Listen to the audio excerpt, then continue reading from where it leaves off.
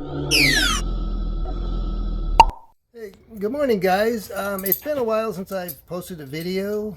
I've had some medical issues and I was letting my hair grow during that time, but I just back on my feet, got my hair cut yesterday, so looking slim from the neck up. And I realized it's been such a long time since I made a video. This morning I'm going to try to shoot a video, and hopefully my video techniques are still up to par. I'm going to try to show you how to change the motor out on a Club Car Precedent. I'm going to take a stock motor off. I'm going to install another motor that's actually a speeded up motor that I had built, but that doesn't matter. The intent is just to show you how easy it is, if you're mechanically inclined, to remove and install a motor on a Club Car Precedent. So let's get over here and we'll try to get started and see if we can do this again. So this is the cart we're going to change the motor on. I've already removed the motor access panel, the one that goes in here with the two little push pins. This is it right here. So this is the motor right here, okay? You can see the wires on there. There's 4 wires. There's the speed sensor that plugs into the end of it. And there is 3 7/16 long bolts here. And then underneath the bottom, there's 1 1/2-inch bolt that has to be removed. But I wanted to show you what I've done. These are the wrenches you need to do this. You need a 1/2-inch wrench, a 7/16 wrench. This is a 7/16 wrench, but it's a ratchet. I got that for the bolt on the motor. And the other thing, most important, this is a 7/16 and a 1/2-inch wrench that I have shaved down on the grinder. See if you can see it. The reason being, see if I can hold them side by side. There. See the difference in thickness? The reason I did that is when you are loosening the nuts on the motor, you don't want to just put a wrench on this top nut and turn. It could screw up the brushes underneath. So I take the shaved down one, I slide it underneath here, then I take a regular one on and loosen it and tighten it. So that's the reason for that. So the first thing I'm going to do is put this thing in tow down here. And the next thing I'm going to do is I'm going to remove the main positive wire so it kills everything back there. So I'm going to take a 1/2-inch wrench, take this off. Once I take that off, I'm going to come back here. I'm going to remove these 4 wires. Then I'm going to unplug this connector right here. I need 2 hands to do it, but that goes to the speed sensor. Once these 4 wires are off, that's unplugged. I'm going to come in here. Let me get my ratchet.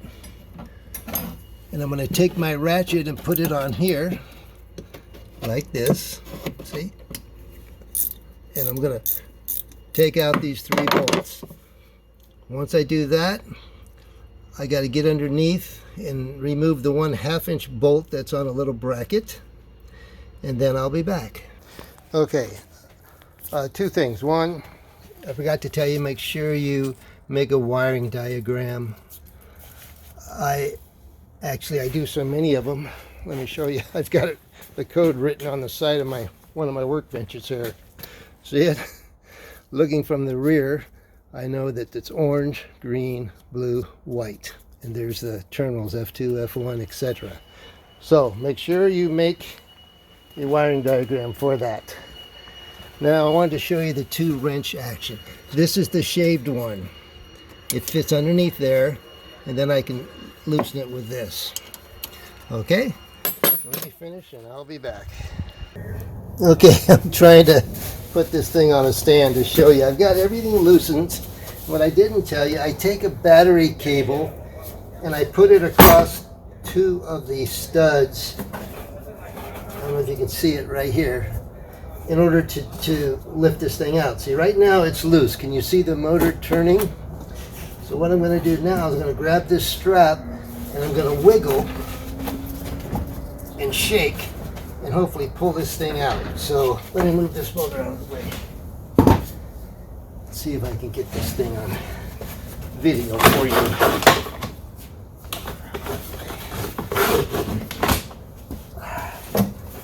I'm holding on to it because you don't want this thing to fall.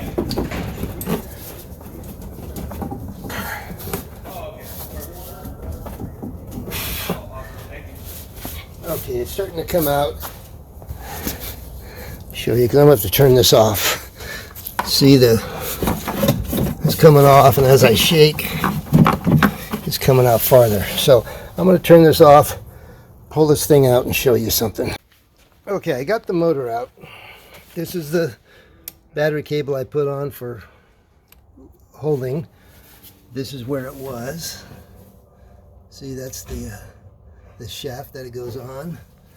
There's the wires. This is the end of the motor. And this is a hi-hat, top hat speed sensor. So there's two screws, 2/4-inch screws here. That's what I got the screwdriver for. I'm going to take these two screws off and take this speed sensor over to this motor and install it on here. See, it's already got the magnet on it. That's what's underneath. There's the magnet. So I'm going to remove that, put it on here. Once I put it on this motor, I will then grease. See where these splines will fit onto those splines. But first, we need to put some lube on there so it doesn't get stuck when it gets heated up and gets stuck and you can't never take it off without beating on it. So you can use lithium grease if that's all you have, but it will definitely help. And the one other thing I do, the holes, let me turn around. The holes in the motor, you can see one here, there's 3 of them. I mark them on the motor. See? So I know when it's time to put these up, it helps to line them up with these 3 bolts. Okay? So now I'm going to take the top hat off, put it on here. I'm going to clean this up a little bit on the inside. We'll put some lube on it, and then we'll try to put the motor on. Okay, I put the top hat on there. I put my strap on to hold it, and I actually put it on there. Now, as you can see it rotates, so it's not bolted in yet. So what I'm going to do, remember these marks I put on here? I'm going to line it up with this and see if I can get one of these 3 bolts started. Let me show you something. See if I can. Okay, so I got this bolt in.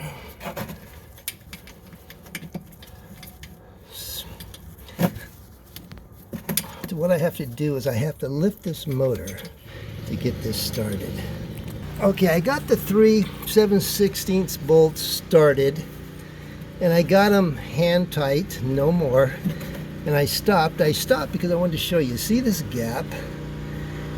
Do not use the bolts to pull the motor in to make that gap up. Lift, watch the gap. Lift the motor so it goes away, and then lift with the one hand, tighten this with the other.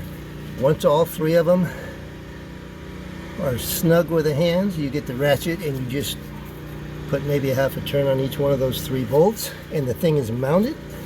Then we just have to hook up the 4 wires, plug in the speed sensor, and the motor's done. So let me tighten these up and then get back to the wires. Okay, the motor is done. Got the 4 wires back on, got the speed sensor plugged in, the 3 7/16 bolts tightened up. I've hooked the main positive wire back up, and I flipped the toe switch.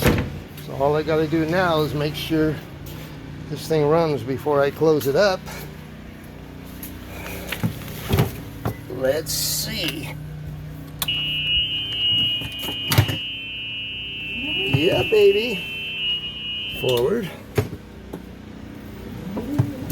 Oh yeah. Nice. Okay. Okay, that's it as far as, that's all there is to changing that motor. It's in, out, and it's working. So two things I wanted to tell you that I didn't cover in the video. When I told you that there was a 1/2-inch bolt underneath on that motor, not all of the motors have those. The earlier Precedents all had them, came from the factory that way, but lately I'm seeing more and more of them without the bracket. So if you take those 3 7/16 bolts out and the motor doesn't turn, then crawl underneath there and you'll find that 1/2-inch bolt, just one bolt and a little L bracket. If you take those 3 bolts out and it twists like mine did, then you're ready to pull it out. Just be careful, don't drop it, don't bang it on the end of the shaft, or don't break the speed sensor, or you're screwed and gotta buy another one. So I wanted to tell you that. There's something else I was going to tell you, but I don't remember what it was. I just remembered what the other thing I was supposed to put on the video as far as the motor.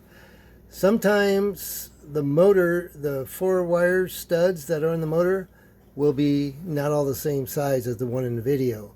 Normally 2 of them are smaller that take the 7/16 wrench, and 2 are bigger that take the 1/2-inch wrench. Sometimes all 4 of those studs will be 1/2-inch wrench size. So in that case, if you're changing a motor and your two of your wires have the small ring terminals on them, the yellow ones, you may have to cut them off and reattach some 1/4-inch ring terminals so they'll go over the bigger studs. That's all. There's nothing wrong with that. There's not a problem. If you get in that situation, don't start panicking and thinking you have the wrong motor or something. It doesn't matter. Just some of the brushes that different people put in them have different stud sizes, so it's perfectly all right. And you get in that case, just change the 2 ends on the 2 smaller wires, and that's all. I do want to tell you, I've been getting at least one a day question, either by text or email or even phone calls, asking me for advice on golf carts, and that's perfectly okay. I love it. I love to answer it, and I will answer. I do have a different phone number than I started out with, and I'm not sure whether PJ put it on the videos or not, but it's 760-393-1314. That's my phone number. You can text that because I don't usually answer it. I'm usually away from it, but text me and I'll text you back. Email me at lemwert, LEMWERT, at SBC, Sam Baker Charlie, global.net. And our eBay store is Wayne's Golf Carts. Lots of parts, especially for fixing chargers. But I also sell any part you need for a golf cart, so electric golf cart. So hit me up if you're looking for something or can't find it or need advice. I will get back to you. Okay, so that's it for this video. Hope you enjoyed it and hope it showed you how easy it is to change a motor.